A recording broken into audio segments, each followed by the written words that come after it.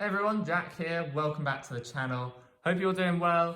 And if you're anything like me and you bought a pair of Garmin Vector 3 pedals, you were very excited when you got them, they worked fine, and now after about 4 months of using them, you've come to replace the battery and found that they keep disconnecting. That's the issue I have had. I bought these in March 2020 and now they've started to disconnect after replacing the battery. So I went ahead, looked inside and found out I had the old battery board, which is surprising considering they bought this year.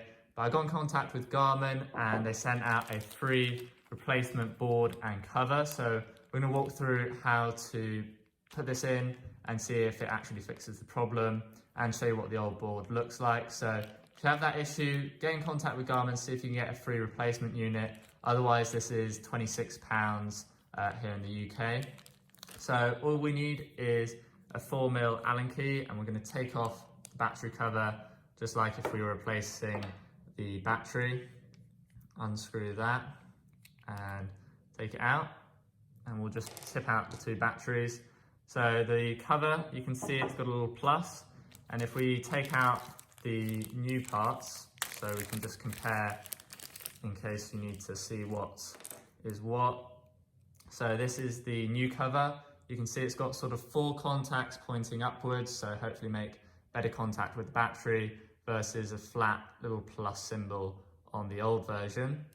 And then inside the battery board, so you can see it's an H, and you can actually see a piece of cork that I put in there to try and remedy the situation, but it didn't actually work. It lasts about 5 minutes and then it's disconnected.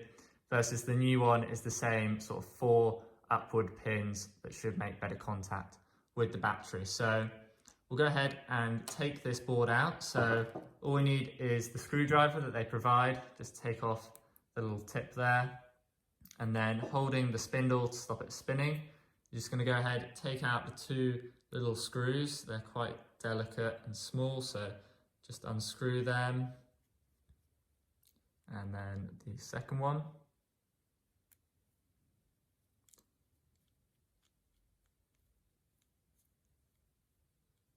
And then once they're both undone, you should be able to tip it out. If it doesn't, go ahead and lever it out with the screwdriver. So we can get a better look at the back of the board there. You can see it's a pretty similar design. And then on the front there, you can really see the difference, better contacts, so should make the dropouts go away. So all we need to do now is take our new battery board, and I'm going to go ahead and use the same 2 screws since they're the same as the new ones.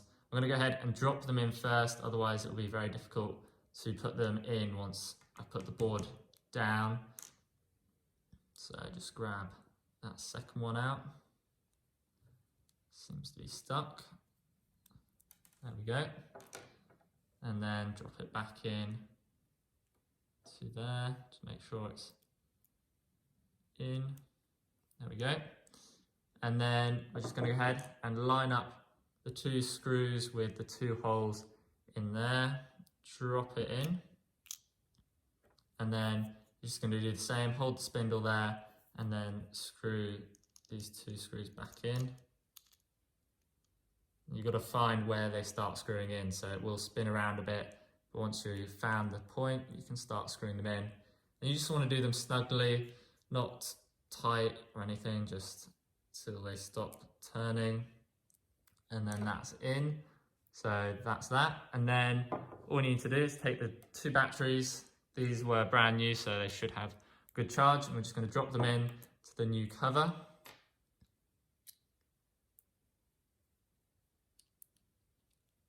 Like so. Again, pretty fiddly. There we go.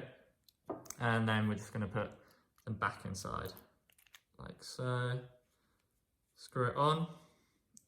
Doesn't need to be super tight, just snug so that no water's going to get inside, like that. And then there's this little plastic peel that we can just take off, like so.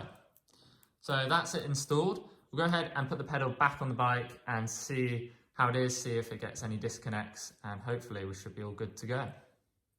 Alright, so the pedal's all installed, back on the bike. We're going to go ahead and test it out, see if it works without any dropouts. So I've been riding for about 10 minutes, a few sprints in there, hasn't dislodged the battery, so we've got no dropouts so far. Power and cadence has been held nicely, so seems to be working. Again, if this changes, I'll update you in the comments, so check down there if there's any change in this, but for now, it seems to have fixed the issue. So hopefully some of you found this video useful. If you are having dropouts after replacing the battery, go ahead, check your contacts, see if you have the old version. If you do, go ahead, get in contact with Garmin, see if you can get a free replacement part. Otherwise, it's £26 to get it. And as you can see, it should fix the problem. Again, I'll update you in the comments if anything changes, but for now, it does seem to have worked. If you enjoyed this video or found it useful, do please hit that like button down below. Get subscribed over here on the right so you don't miss the upcoming review of the Vector 3S pedals. And if you want to see unboxing as well, you can click over here on the right. Thanks for watching, guys, and I'll see you in the next video.